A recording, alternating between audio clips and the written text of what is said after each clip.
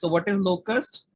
So Locust is easy to use, scriptable. So there's no GUI here. Everything you heard about GUI in JMeter or LoadRunner or anything, there's no GUI here. Everything is actually written in code. Okay, so the possibilities are infinite. So you can have a very low configured system, still you can run, let's say, 1,000, 10,000 users on that. But in JMeter, if you try to run 10,000 threads, your system will break. It will release lot of memory leaks and it will show a lot of restart, system restart. You can try it out if you want to. But with this, because you are using backend code, nothing in UI is shown, so it uses less RAM and memory. So the scalability here is infinite, right? Of course, when you want to test 1 million users, that's not the scenario. You want to do it on local. You want to use some AWS servers.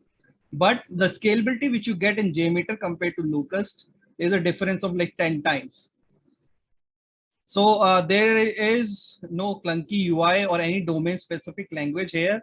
In Scala, there is a lot of code written in domain specific language. Okay, works on tags. In Scala, you work on tags. You write this tag for thread user, this tag to thread user. Here again, there's no domain specific language needed or the clunky UI needed. Everything is actually pure Python code, right? So this is what a simple Locust looks like. What were the problem with JMeter? So I have worked with the JMeter in other companies also. The problem with JMeter was if you work on a script mode in JMeter, let me show you guys. So when you work on a script mode, the script mode looks something like something like this, right? But the problem here is there is no ID here. So I can't do like Control S, or there is no autocomplete. There's no compile time errors. Nothing is there. So one of the main problem of using JMeter was, again, no built-in ID for Bean Shell or Groovy Good, right? So anything you need to write or customize in Groovy or Bean Shell, you have to like write yourself. And if you are making any mistake, no one will tell you.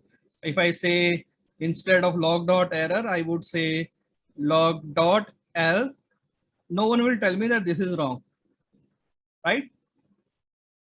So this is the problem, that it does not have any ID, built-in ID. Clunky UI, so it consumes more RAM. If you open this JMeter, see how many elements it has.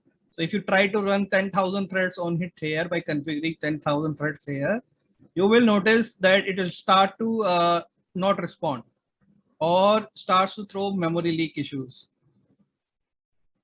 This was the second problem. The third problem was CI/CD integration. Because JMeter programming language is not Python or any backend language. It is either written in Java or you can access it via command line using JMX command, something like this, right? So you cannot access or you cannot integrate JMeter to directly to your backend code. You have to use some external plugin in Jenkins or Bitbucket pipeline, or you have to use curl commands or command lines tool to achieve that. There is no direct linkage between that, between the backend code and JMeter.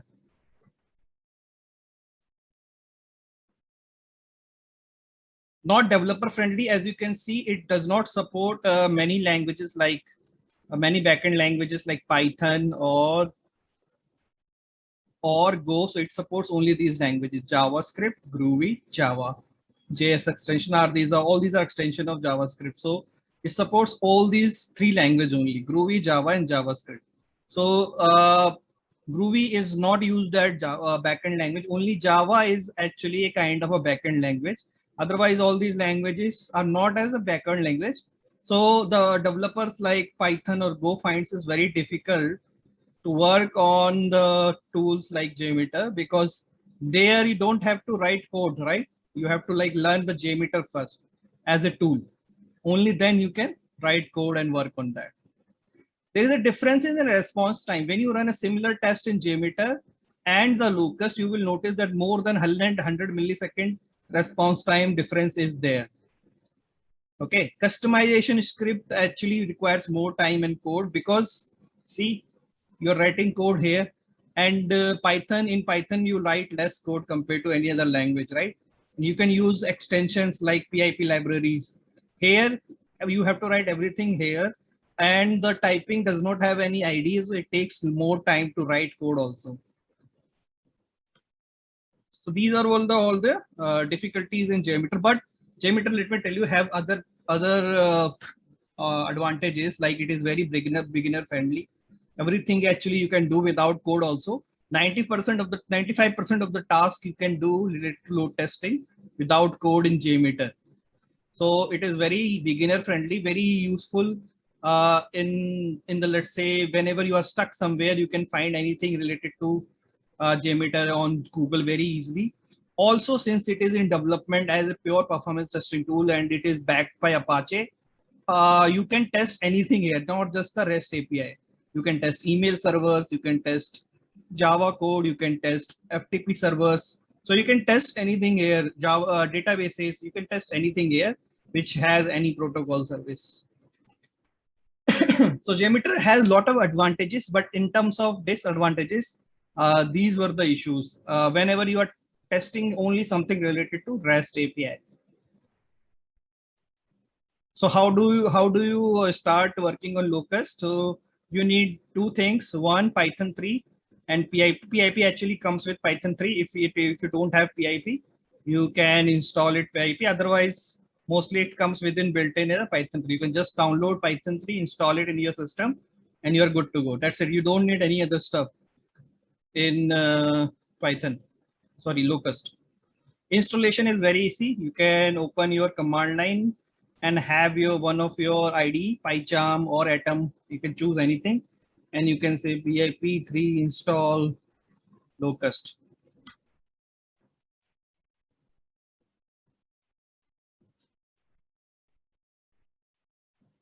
So it will take some time, but very easily you can install. Like it is within 1 minute, it will be installed. And once you have installed it, you're good to go to write your test scripts in Python and run your load test. All right. So the next step is installation is done. What are the main elements of Locust? So first of all, Locust file, which is written in Python. This is where you write your code related to load test. Okay. This is what picked up by Locust command. Whenever you say Locust minus file and file name, it is actually picking up this particular file only for running your Locust code. HTTP user API test code is actually API users are actually generated by this particular class. HTTP user, this is where all the threads users are created. Client, just like in Rest Assured, we have Rest Assured client, right? And in Postman, we have Postman client. Similarly, here we use Python request module. So a client library is made on top of Python request module. And using client, you actually send your request, like client.get for get request, client.post for post request, and client.put for put request, and so on. So everything related to APIs are actually done using the client library. Task. So this is where your task defining. If you see the JMeter, this is your task, HTTP request sampler, right? This is your one task. This is your second task. This is your third task. So everything is sampler. So sampler is equivalent to task here. You can define your task using @task tag or annotation. Events is basically whenever you need to configure something before or after test, you can use events method. So it has like on start and on finish, help you to set up configuration and before, after, and load test. Task set, so basically when you work with a large project or you would work end-to-end scenario, you will be performing a lot of tasks, right? And in a sequential manner. So for any sequential manner task, you actually need task set, right? So it actually helps you to perform tasks in sequence or in set. So when you extend this particular class task set, you can create multiple tasks and then they will perform in a sequence. So these are the elements. Let's see a quick demo test. So let's say this is one of a login API. It is one of from my previous company, engineer.ai.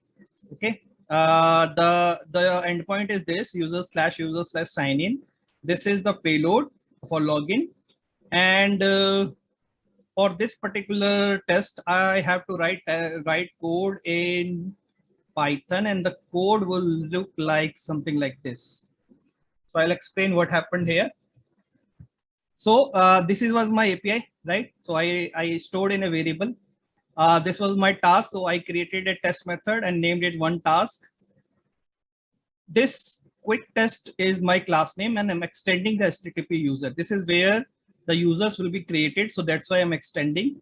And Python, you extend any class for inheritance using comma and in class name. Wait time, this is like Locust has three kind of wait time. Either you can use constant for constant wait, or you can use between for random wait. So it means every API, between every API call, there would be a difference of 1 to 5 seconds. You can reduce or increase that also. Now this client, this is what do the API testing. So here my method code is post, as you can see.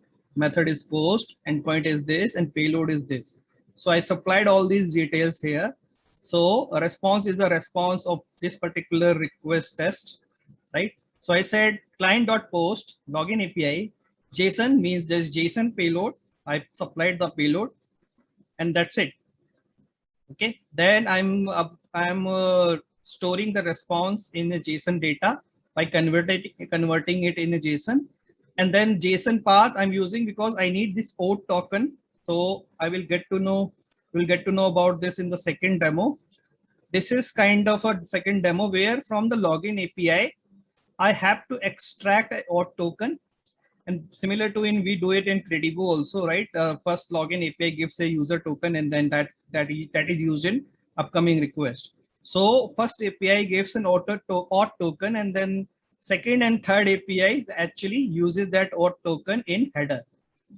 Okay, so I will show that in chaining demo. But this is how I am extracting something from the JSON path. So JSON path is actually, if you don't know about JSON path, there is a website, JSON path. And let's say this is our JSON. So if you want to extract something from particular field, you can just select that and it will give you the JSON path. Similarly, for my case, it is user.auth token. And in Python, you use this brackets to extend particular t value. So you go tree by tree, and then whatever value you need, you just provide that. So let me tell you what is the response actually. This is like an API request. If I run this, I get this response. And if I paste this here, I get this JSON path. And if I have to extract auth token, the JSON path is user.auth token. This is what I extracted here. In the next test, I would be extracting and using that in next upcoming request. So this is like a simple quick test, nothing complex here. You just extend your HTTP user so that you can create multiple users. Then you store your endpoints in some of the variable, send those endpoints based on whatever method type you need, like get using get, post with this. If you are using post or put, you need to send the JSON payload also.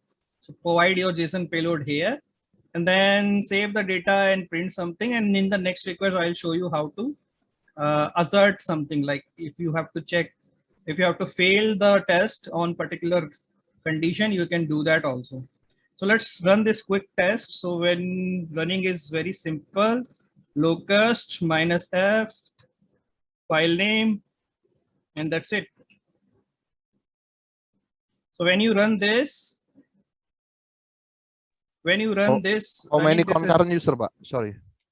User, so there are two ways, web UI or command line. So in command line, you have to, in web UI, you can define user at a runtime also. Okay, let me show you. So is there the started locust here? You need to visit this URL localhost 8089. Okay, so when you open this now, localhost, you can define user, host, and yeah, everything you need. Yeah. Yeah, let's say I want to run it out for 100 users. Oh, okay. Right? Spawn rate. What is spawn rate? This is equivalent to this ramp up period in JMeter. You see ramp up period. So spawn rate is these 100 threads will become active in how many seconds, right? Let's say if I say 100, that means every second a user will be generated. But if I say 10, then that means 10 users will be generated every second. So it is like this divided by this. Okay. It's like how many users you need per second. So I'm saying I need 10 users per second. So I can do this, right? Right. Okay. You can see it has actually said also user spawn is the user spawn divided by second. Okay, and now the host. So my base URL, the in rest assured we have add the base URL, right? So this is my base URL is my host. Okay. And now I can just click say start. And you can see it has started. Wow, request failure 0. Zero failure. So because everything is working fine, you can see the logs here also, but auth token is printed. That's why I printed the auth token, because you can see what is happening. If it is like failing, it should not print any auth token value. Right. The cool we can specific define the response on API ya, Pak? Yeah. Any response parameter you want. Now, one cool thing about it, like I said for 100 users, but it has hit for multiple users, right? And you can actually edit the user runtime. Now I can change the users, which is not possible in JMeter, right? When you are saying, let's say stress testing, you want to keep changing the user, right? Right. But here you can actually increase or decrease the user. Let's say I am now want to test on 500 users, right? And I can say 50 seconds, 10 users per second again. So now it will actually run again. See? Wow, increment user. Yeah. So there is a dynamic increment, unlike JMeter where you have to specify things here and you can't change later on, right? Yeah. This is like dynamic increment. And the chart you can see here, matrix. Wow. Failure will also show here. Right? Some of the, because I have ran a lot of tests, it's now started failing because the server is not able to handle 500 requests. Maybe because the staging server, Pak. Yeah. But that's why. So because we want to see the error also, right? This is what you get when you do load testing. You will not get these errors when you're doing one functional testing of one API, right? So if API works for one call, does not mean that it will work for like million users. So this is a report you get. It gives you everything like statistics, charts. You can share this with stakeholders or developers who wants to fix the issue. Yeah, this is very simple. Nothing. You just need to learn a little bit about Python request module. So the next is, let's say I want to test this, which is like a normal flow for application, API chaining, right? So you want to log in. After login, you want to extract auth token, right? And then you have to hit get dashboard and get configuration API. And in case, like right now in the earlier test, we did not have any condition to make test failure, right? Even if something does not work, it will not stop. If you want to like stop the test or send it as a failure, you can say this one. Okay, yeah. Response.failure method you can use. So if you now see the script for chaining request, it also uses an event on start. So because I want to add some headers, right? I want to add this header. After, so what you do before on starting out, call this API method get token, go here, hit the login and return the login, save it as a auth token header. So before you start this locus test, you actually add a token so that every API can use that and no API throws like user is not signed in or something error. Got it? Okay. So what will happen? This, because if I run for 100 users, this API call, login API call will run 100 times, but other API call will keep running. because I am running the event only once, the other API whatever number of time I want. Yeah. Okay, so there are two APIs like dashboard API. For this, I'm using get method. Again, to check whether everything is working, I'm saying the card count should not be less than 1. If it is less than 1, I'm saying dashboard API failed because complete count is less than 1. Similarly, config API, I'm saying config API failed because the user is not valid, because I'm checking that the user should be valid in the response. Okay. And now, so as I said, for multiple tasks, we use task set. You can see right now, this time I'm using task set as a, I'm extending task set rather than HTTP user. So, and then how can you run this? You can say task, all my tasks are present in dashboard task, which is the name of this class, which is extending the task set, right? And host, you can define host also. So earlier I was saying the host URL, right? So there is a way you can say host is equal to this. So you, even if you don't provide any host URL, this will work. All right. So let's run this one now. Same thing, but the file change, right?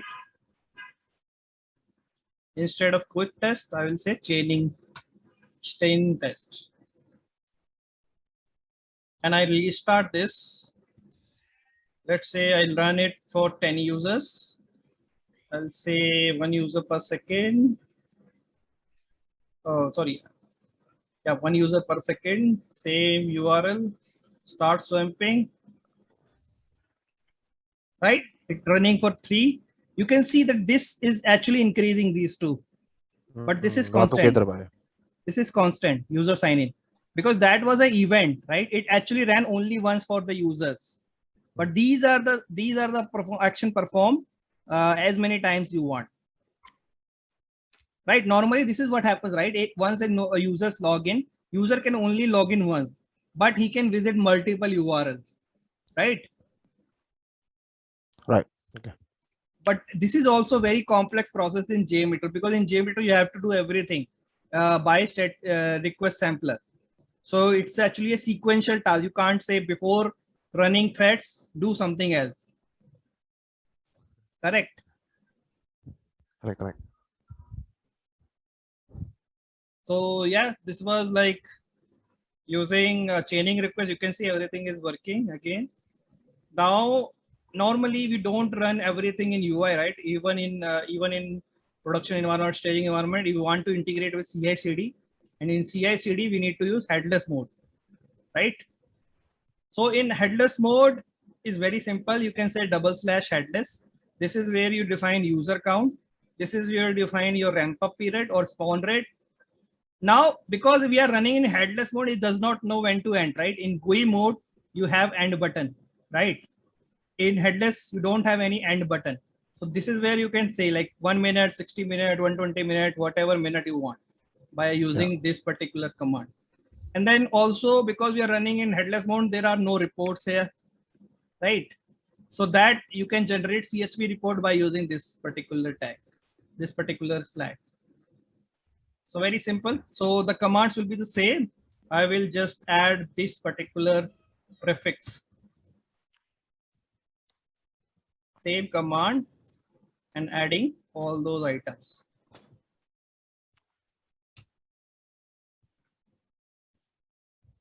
Headless minus U for users. See, minus U for user. Let's say 100 users. Spawn rate. Let's say make them active in 10 seconds, right? Runtime. Also make sure that whatever you're doing, you're using these tags only. But if any tags you provide as wrong, it will not work.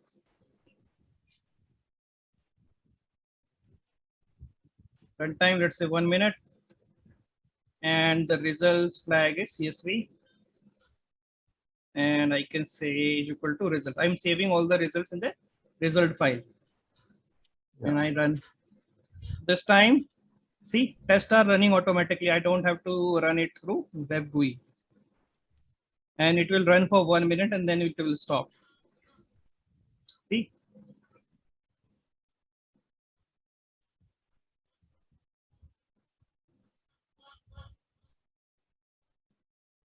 Possible running to Jenkins, Pak, ya? Yeah, this is like you want to do it Jenkins or Bitbucket or any other CI/CD tool.